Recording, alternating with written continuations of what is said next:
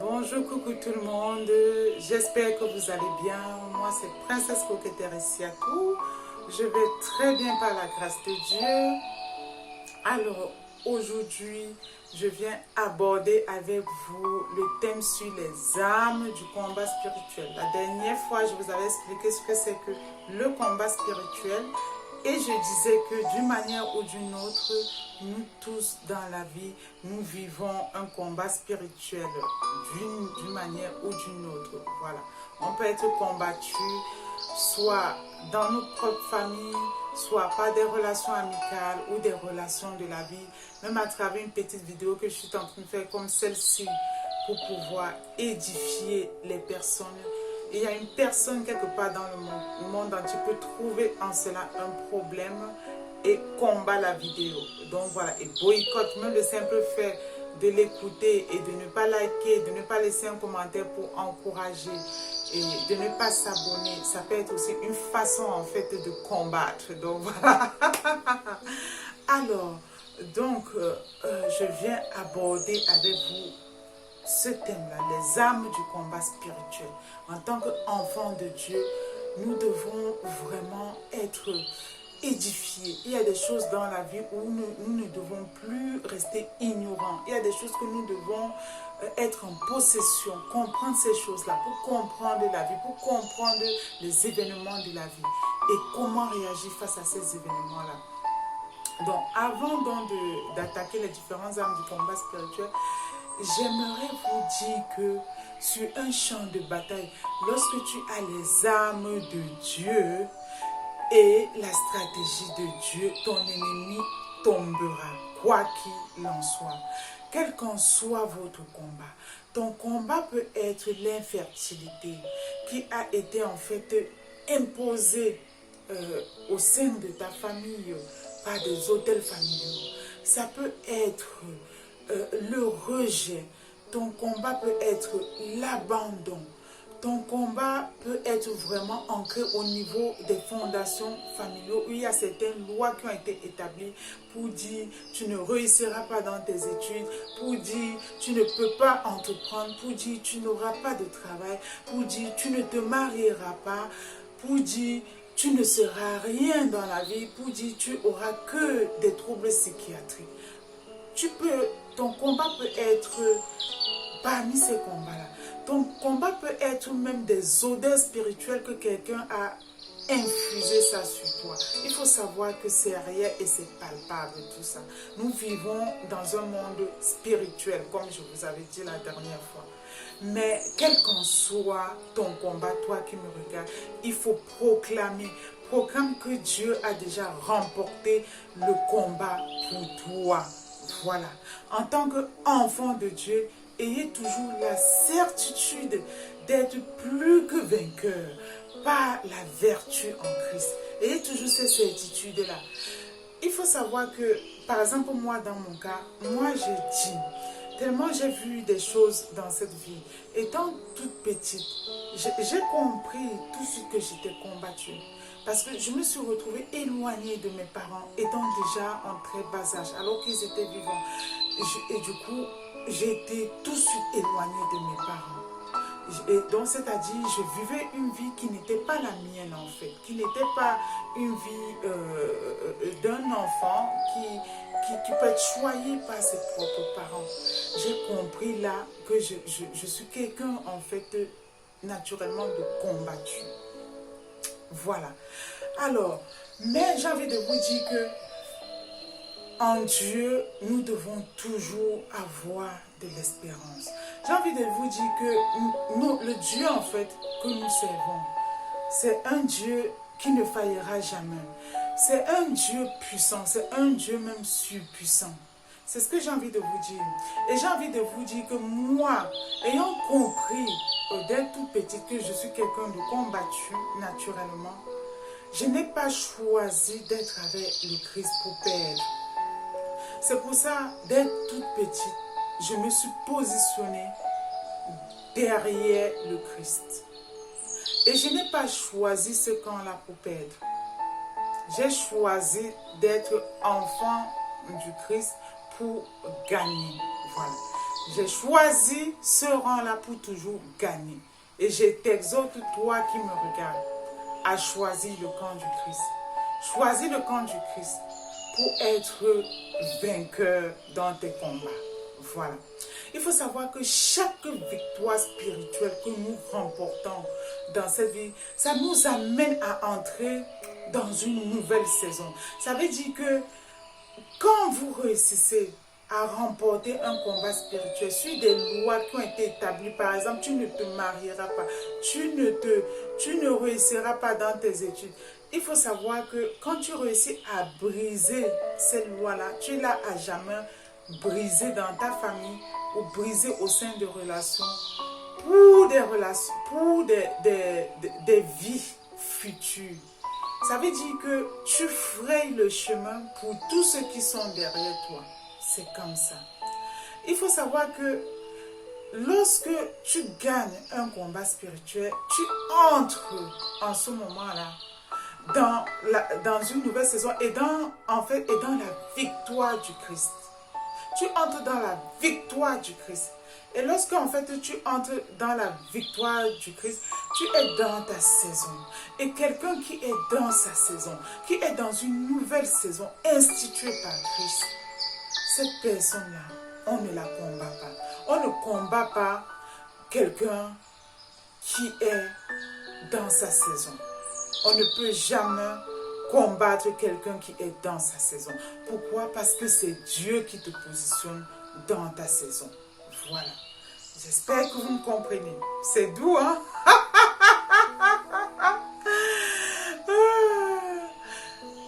Sincèrement, avec tout ce que moi j'ai pu vivre dans cette vie, je comprends finalement avec le recul et en prenant de l'âge que tout ce que Dieu nous demande à chaque être humain, c'est de réaliser.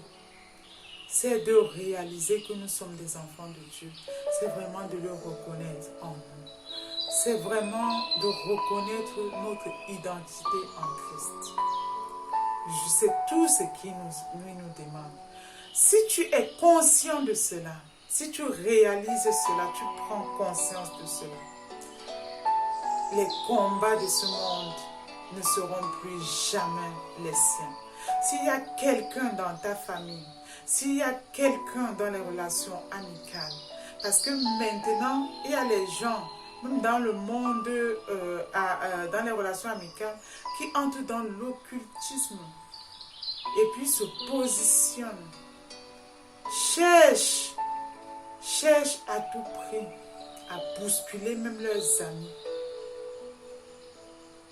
dans l'occultisme.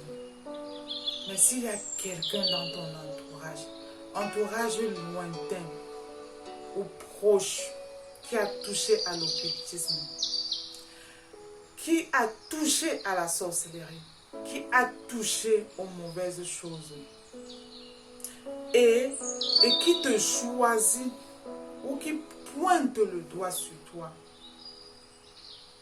pour en faire de cela ton combat, afin de satisfaire ses instincts propres à elle. Et que toi, tu as établi la parole de Dieu sur toi. Sache que ce combat-là, Dieu l'a remporté pour toi. C'est pour ça qu'on nous demande en permanence d'être dans la foi. C'est pourquoi en permanence, tu ne peux pas vivre une vie comme ça sans foi.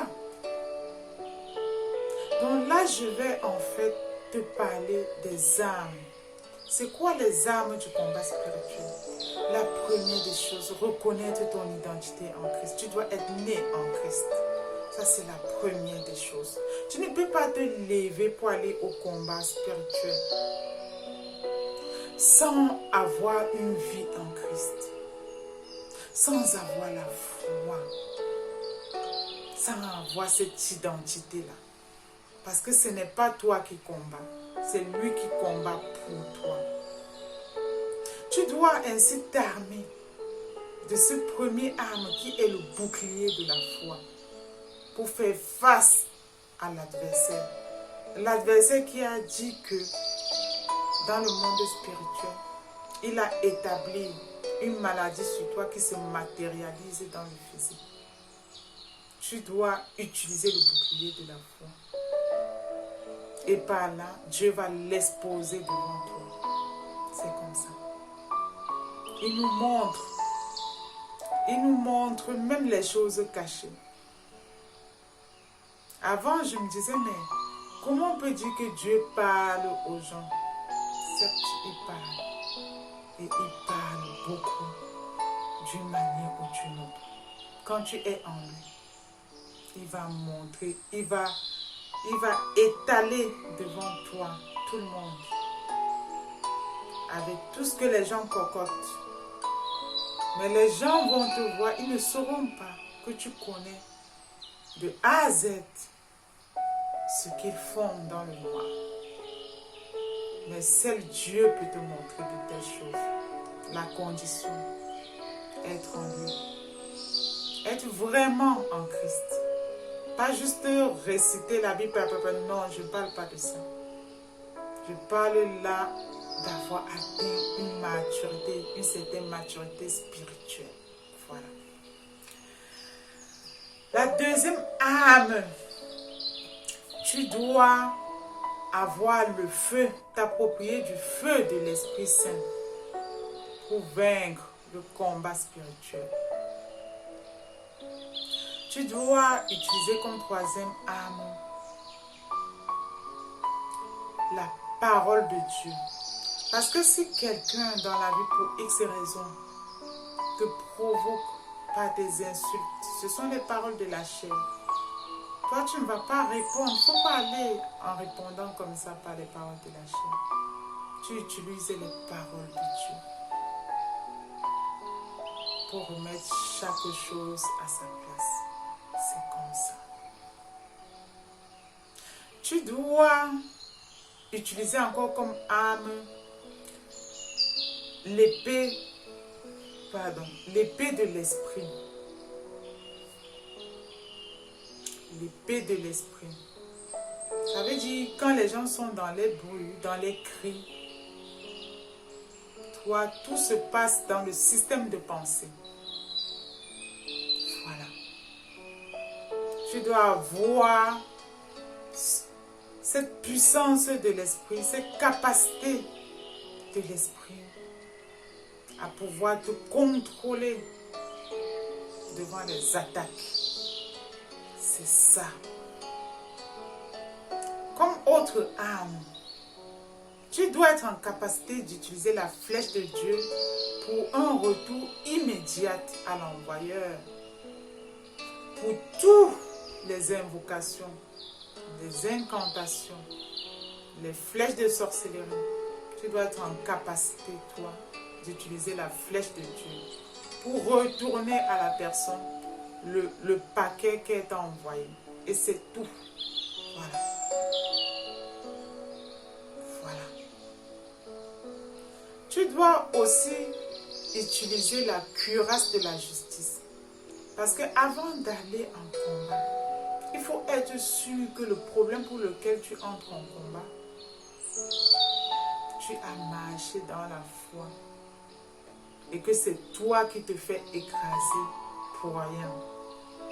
Parce que tu ne vas pas aller toi-même chercher les problèmes. Tu ne vas pas aller en fait être source des conflits et aller demander le renfort de Dieu. Notre Dieu est un Dieu juste. Il mesure chacun avec la cuillère dont il vaut. C'est ça. Donc, il faut être sûr pour chaque problème que toi-même tu es en règle. Tu es en règle et que tu es dans la vérité. À ce moment-là, proclame la cuirasse de la justice divine.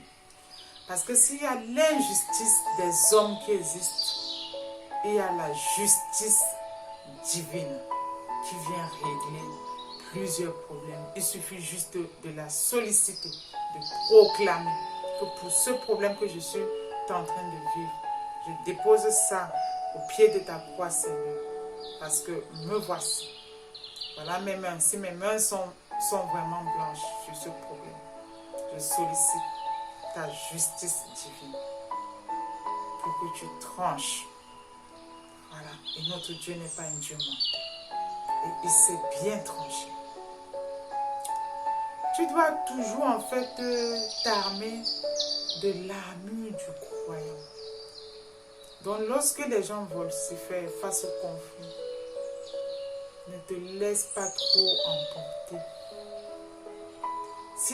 S'il y a des moments où tu te perds, souviens-toi que ton comportement de croyant fait la différence.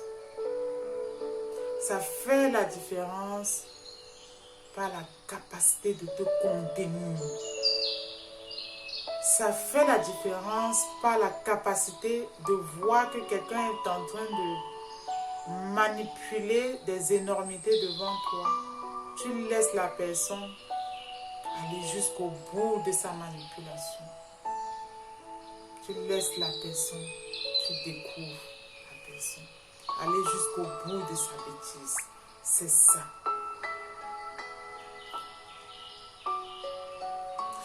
Il y a des choses vraiment exceptionnelles face au combat que j'ai vu dans la Bible. Vous voyez un peu Daniel, lorsqu'il vivait son combat spirituel, il a été jeté dans la fosse au lion. Mais qui peut expliquer comment, ayant passé des nuits dans cette fosse-là, il n'a pas été mangé par le lion? Alléluia. Comment vous pouvez me dire de ce fait que Dieu ne combat pas pour nous? Qui peut expliquer ça? Il y a aussi la situation de David. Goliath d'avance, comme il était grand et fort et son épée était très lourde, et David était petit, il savait d'avance qu'il a vaincu, qu'il a déjà vaincu David. Mais sauf que David est un enfant de Dieu. David a demandé la stratégie divine. J'ai envie de vous dire, devant chaque combat, demandez de bonnes stratégies et demandez la stratégie divine. Demandez à Dieu d'intervenir pour vous.